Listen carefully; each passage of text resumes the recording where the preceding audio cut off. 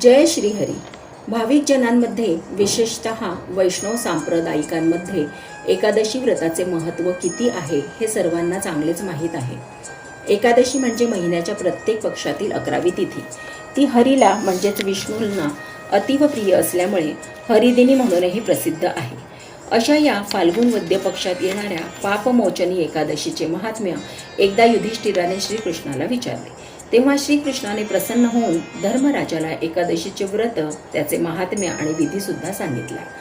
या व्रताचे नुसते श्रवण केल्यासही त्याला या जगात अनेक सुखे मिळतात. शेवटी विष्णू लोकात स्थान प्राप्त होते. पापमोचनी एकादशीच्या व्रताने समग्र पापांचा नाश होतो. या महात्म्याचे जो भक्तिभावाने श्रवण करतो त्यास भक्ती मुक्ती प्राप्त होते आणि त्याची सर्व पापांमधून मुक्तता होते. ही एकादशी पिशाचत्वाचा नाश करणारी म्हणूनही प्रसिद्ध आहे. या एकादशीची कथा सर्व इच्छा पूर्ण करणारी, सर्व सिद्धी देणारी, कल्याण करणारी, धर्म वाढवणारी आणि पापनाश करणारी आहे. पूर्वी चैत्ररथ नावाच्या सुंदर उपवनात इंद्रादिक देवता क्रीडा करीत होत्या. अप्सरांचे समुदायही त्या क्रीडावनात नेहमीच असत. तेथे पुष्कळ मुनी तपश्चर्या करीत असत. या वनातच मेधावी नावाचे श्रेष्ठ शिवभक्त मुनी तपश्चर्या करीत होते. मंजुघोषा नावाची एक अप्सरा या मेधावी मुनीला मोहित करण्याचा प्रयत्न करीत होती. त्याच वेळी तेथे मदनाचे आगमन झाले. तिला पाहून पूर्वीच्या शंकराबरोबरच्या वैराचे स्मरण करून मदन तिच्या शरीरात शिरला. मदनाच्या मनात शिवभक्त मेधावी मुनीला जिंकण्याची इच्छा होती. मदनाच्या आज्ञेवरून मंजुघोषा ऋषींजवळ आली. हावभाव करायला लागली, कटाक्ष टाकायला लागली. पण ऋषी तपश्चर्येत लीन होते. शेवटी कंटाळून तिने त्यांना स्पर्श केला आणि त्यांची तपश्चर्या भंग केली. तिला पाहून तो श्रेष्ठ मुनी मदनाच्या प्रभावाने मोहित झाला. मदनाच्या तडाख्यात सापडलेल्या मुनींजवळ मंजुघोषा गेली. त्या सुंदर उपवनात तिचा सुंदर देह पाहून तो शिवतत्व विसरून कामतत्वाच्या आहारी गेला आणि मंजुघोषेबरोबर क्रीडा करू लागला. अशा प्रकारे त्या उभयतांचा बराच काळ गेला. या काळात मुनीने स्नान संध्या वगैरे नित्यकर्मेही केली नाही. नंतर मंजुघोषा स्वर्गलोकाला जायची तयारी करू लागते.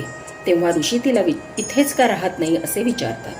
तेव्हा त्या श्रेष्ठ मुनीला ती म्हणते की आपण मला घरी परतण्याची आज्ञा द्यावी.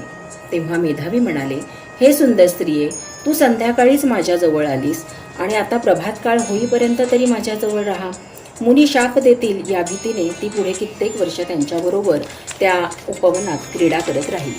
अशा प्रकारे बराच काळ लोटला व ती पुन्हा मुनींना म्हणाली, आता तरी मला घरी गेले पाहिजे, आपण मला अनुज्ञा द्यावी. त्यांनी पुन्हा तिला राहण्याविषयी सुचवले. तेव्हा तिला भीतीने वेढले व ती म्हणाली, हे श्रेष्ठ विप्रा, तू माझ्यावर कृपा केलीस तेव्हापासून किती काळ लोटला याचा जरा विचार करा. तिचे बोलणे ऐकून मुनी मनात कालगणना करू लागले.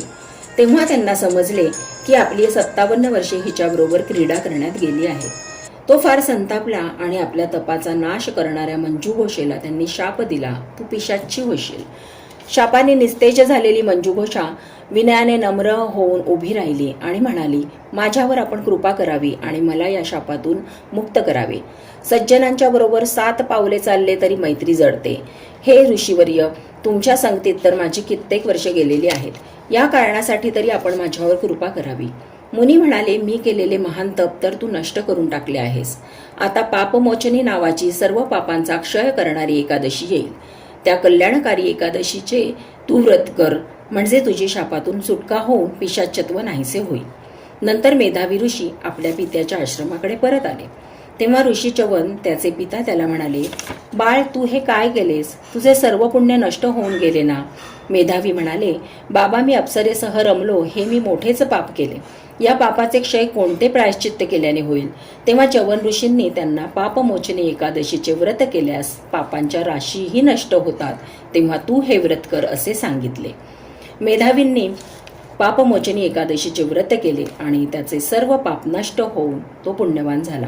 अप्सरा मंजुघोषेनेही पापमोचनी एकादशीचे व्रत केले आणि तिची पिशाची योनीतून मुक्तता होऊन ती पुन्हा दिव्य रूपाची अप्सरा होऊन स्वर्गात गेली. अशा प्रकारे जे मानव हे व्रत करतील त्यांचे जे काही पाप असेल ते नष्ट होईल. जो हे महात्म्य वाचेल किंवा ऐकेल त्याला 1000 गायी दान केल्याचे पुण्य मिळेल.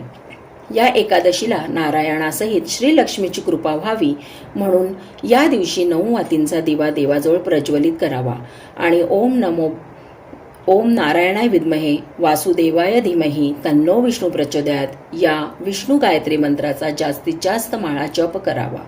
तसेच ओम नमो भगवते वासुदेवाय नमः याही मंत्राचा जमेल तेवढा जप करावा।